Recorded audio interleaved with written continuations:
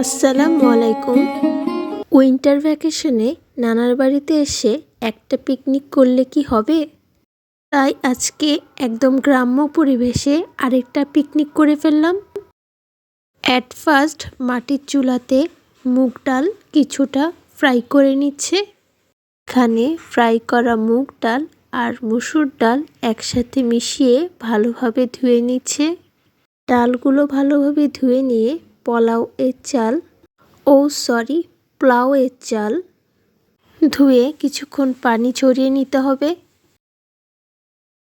চালের পানিটা ঝরতে দিয়ে চিকেনটা কেটে নিচ্ছে। এই স্টেপে চিকেনটা ভালোভাবে ধুয়ে নিয়ে সকল মশলা দিয়ে ভালোভাবে মেখে হালকা ফ্রাই করে নিচ্ছে। একটা সাইড ফ্রাই হয়ে গেলে অপোজিট সাইড উল্টে দিচ্ছে। এইটাকে হালকা ফ্রাই করতে হবে কজ চিকেন কারি রান্না করা হবে। চিকেনগুলো এমন ফ্রাই হয়ে গেলে উঠিয়ে নিতে হবে। সেম প্রসেসে সবগুলো চিকেন ফ্রাই করে নিচ্ছে। শীতের সকালে মিষ্টি রোদে নানার বাড়িতে সকলে মিলে পিকনিক করার মজাই আলাদা। আমার ছোট মামানি অনেক কষ্ট করে জিরা বাটছে। চিকেন ফ্রাই হতে হতে আমার ছোট মামানির সিম গাছ থেকে সিম তুলে নিয়ে আসি। আমার মামানির সিম গাছে অনেক ফুল ফুটেছে, সবাই মাশাআল্লাহ বলবেন। গাছ থেকে সিম তুলে ভর্তা খাওয়ার মজাই আলাদা। মামানি নিজ হাতে অনেকগুলো সিম তুলে দিচ্ছে। সিমগুলো তুলে ভালোভাবে ধুয়ে নিয়ে সিদ্ধ করতে দিয়ে দেওয়া হলো। সিমগুলো সিদ্ধ হতে হতে বেগুন কেটে নিচ্ছে।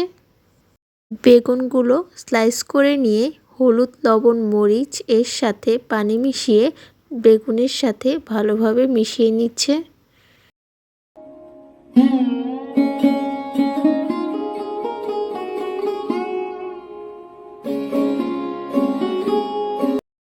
নাও বেগুনগুলো ফ্রাই করে নিবে। বেগুনগুলো ফ্রাই হতে হতে অন্য চুলাতে অয়েলের সাথে পেঁয়াজ কুচি দিয়ে কিছুটা ফ্রাই করে নিচ্ছে। কিছুটা ফ্রাই হয়ে আসলে রসুন বাটা, আদা বাটা, জিরা বাটা আর গরম মশলা বাটা দিয়ে ভালোভাবে কষিয়ে নিচ্ছে। কিছুক্ষণ কষিয়ে নিয়ে গোটা কয়েক গরম মশলা দিয়ে ঝালের গুঁড়া, হলুদের গুঁড়া আর লবণ দিয়ে আবারও কিছুক্ষণ কষিয়ে নিচ্ছে। আবারও কিছুক্ষণ কষিয়ে নিয়ে সামান্য পরিমাণ গরম পানি অ্যাড করছে। এই স্টেপে হালকা ফ্রাই করে রাখা চিকেনগুলো দিয়ে দিচ্ছে। দেন আরও কিছুক্ষণ রান্না করে নিলেই ready chicken curry. Chicken curry অসম্ভব ভালো হয়েছিল। মাটির চুলার রান্নাগুলো আসলেই অনেক মজার।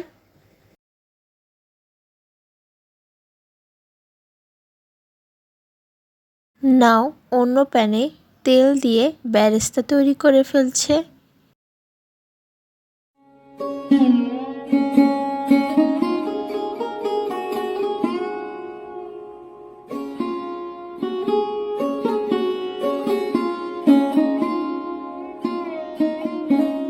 বেরেস্তা হয়ে গেলে বেরেস্তা উঠিয়ে সেম অয়েলে আবার পেঁয়াজ দিয়ে দিচ্ছে। পেঁয়াজটা কিছুক্ষণ ভেজে নিয়ে পোলাওয়ের চাল দিয়ে দিল। দেন আগে থেকে ধুয়ে রাখা ডালগুলো দিয়ে ভালোভাবে নেড়ে নিচ্ছে। চাল ডাল ভালোভাবে মিশিয়ে নিয়ে তার সাথে পরিমাণ মতো লবণ অ্যাড করছে। আদা, রসুন, জিরার পেস্ট, হলুদ, মরিচ এর গুঁড়া সব কিছু একবারে দিয়ে ভালোভাবে কষিয়ে নিচ্ছে।